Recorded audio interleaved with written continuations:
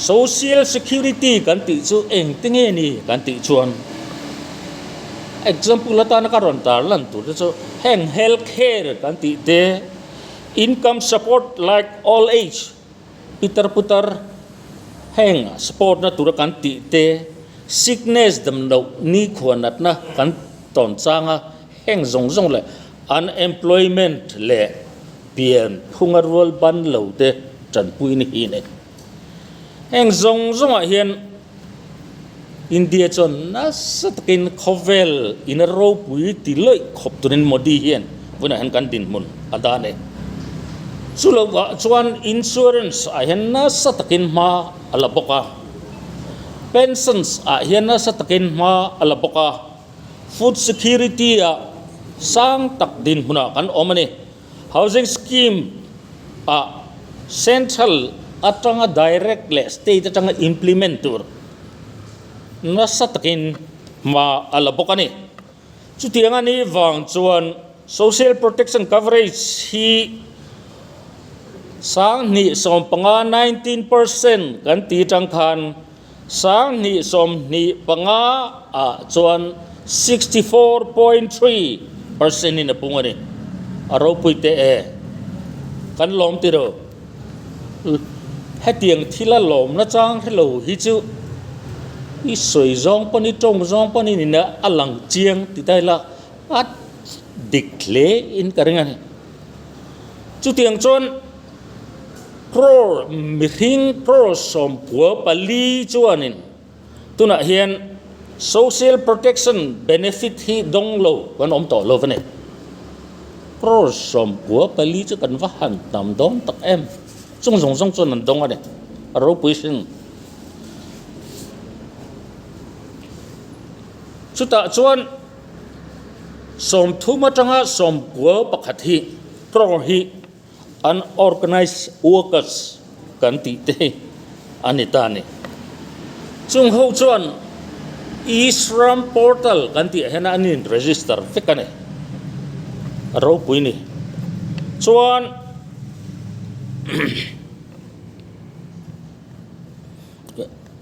35 lakhs chuanin PM Sawrkar Bima Yojana ayanin register to boka chuluwa chuan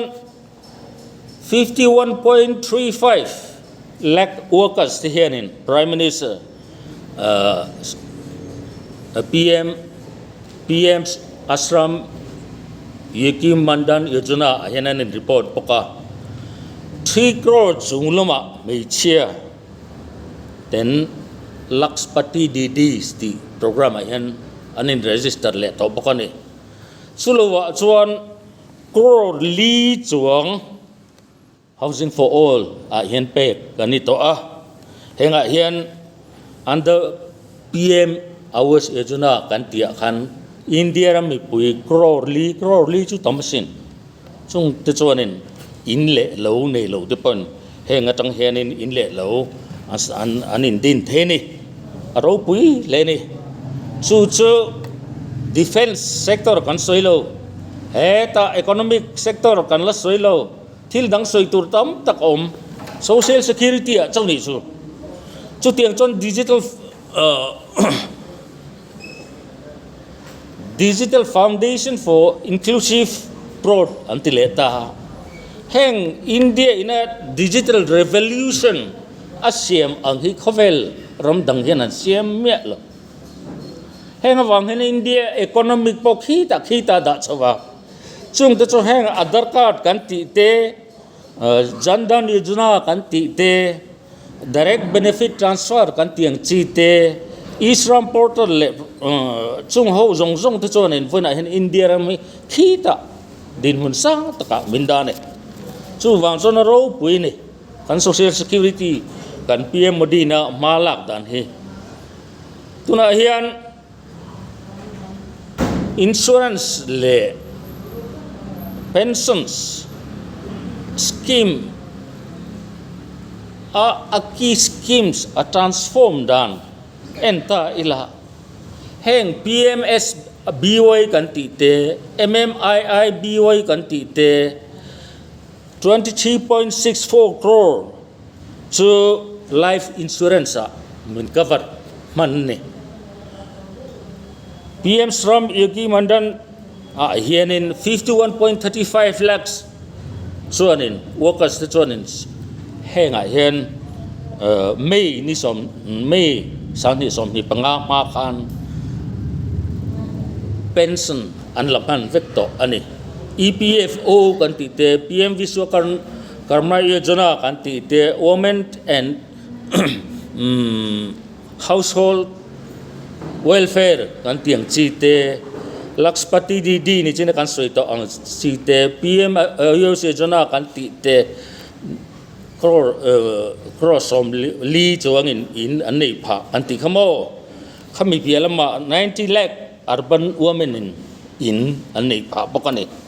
chuluwa chuan Ujawala Yojana kan ti ang chi case connection BPL mei chieta na case connection kha tun Modi Sawrkar chung hian 10.33 crore in gas connection LPG connection anei ini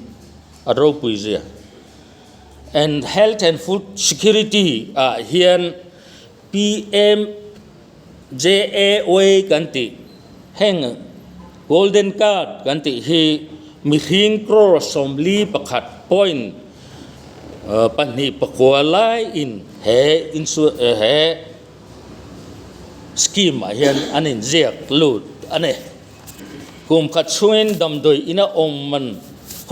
cheng noi nga chungka khatana min pek ang chi kha chutiang chon Prime Minister Karib Kalian